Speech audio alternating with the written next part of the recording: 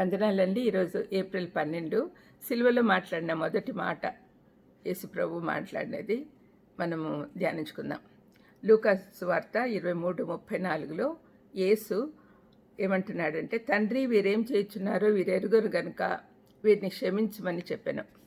ఈ మాట మనం చాలాసార్లు వింటూ ఉంటాం, కానీ దాని అర్థము మనము హృదయాల్లో స్థిరపరచుకోవాలి.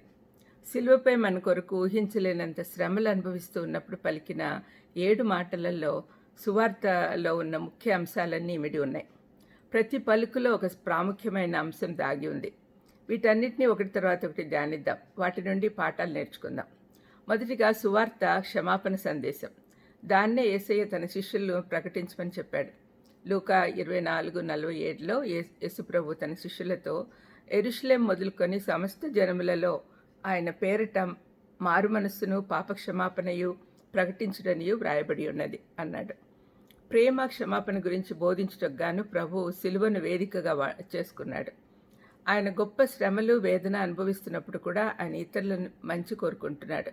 తన నొప్పి, బాధలు, దెబ్బలు, బలహీనత, దప్పిక, మానసిక వేదన ఇవన్నిటిపైన తన దృష్టి లేదు, కానీ ఇతరులు, ముఖ్యంగా తన శత్రువులు నశించిపోకూడదని కోరుకున్నాడు. వారికి ఇంకొక అవకాశం ఇవ్వాలని ఆశించాడు. వారిని కూడా రక్షణలోకి నడిపించాలని కోరుకున్నాడు. ఆయన క్షమాపణ ఏ దాంతో కూడా పోల్చుతరం కాదు. ముందుగా ఆయన పాపిని క్షమిస్తాడు. ఆ తర్వాత ఆ పాపాలన్నీ వెంటనే పోతాయి. మనం పాపం చేయటం వల్ల పాపులం కాదు, కానీ మనము స్వభావ సిద్ధంగా పాపులం కాబట్టి పాపము చేస్తాం. దేవుడు మూల కారణం వెదికి దాన్ని బాగు చేస్తాడు. మనల్ని పవిత్రులుగా చేసి తన దత్తపుత్రులుగా చేసుకుంటాడు. మన పాప మరణాలను తొలగించి నీతి, నిత్య జీవాన్ని ఇస్తాడు.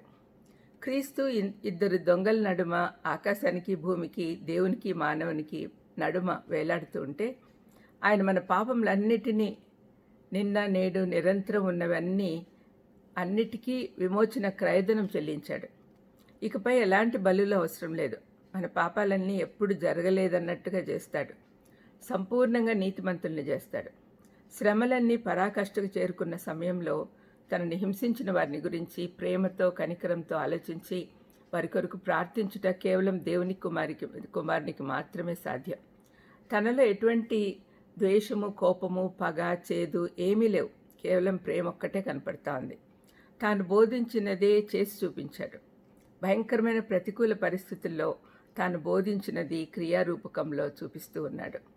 కొండ మీద ప్రసంగంలో మీ శత్రువులను ప్రేమించుడి, మిమ్మల్ని హింసించు వారి కొరకు ప్రార్థన చేయుడి అని చెప్పాడు. మత్తయి 5:44లో మనం చూడగలం. సిలువలో వేలాడుతున్నప్పుడు ఎవరి వైపు చేయి చాచి ముట్టి స్వస్థపరచలేకపోయినా వారి కొరకు ప్రార్థించాడు. మనం ప్రభు యొద్ద అనేక పాఠాలు నేర్చుకోవాలి. క్షమించే విషయంలో కనికరం చూపమన్నాడు. కృప పొందుకున్న వాళ్ళముగా ప్రపంచానికి కృప చూపించి మన నడవడి ద్వారా ఇతరులను మార్చాలి.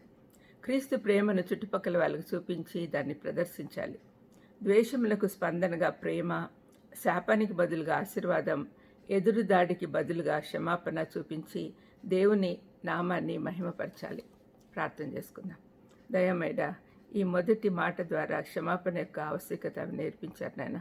మీరు మమ్మల్ని క్షమించిన ప్రకారం మేము ఇతరులను కూడా క్షమించే భాగ్యం మాకు దయచేయమని, అంత శక్తిని మాకు అనుగ్రహించమని యేసుక్రీస్తు నామమున వేడుకొంచున్నాను తండ్రి. ఆమేన్. God bless you.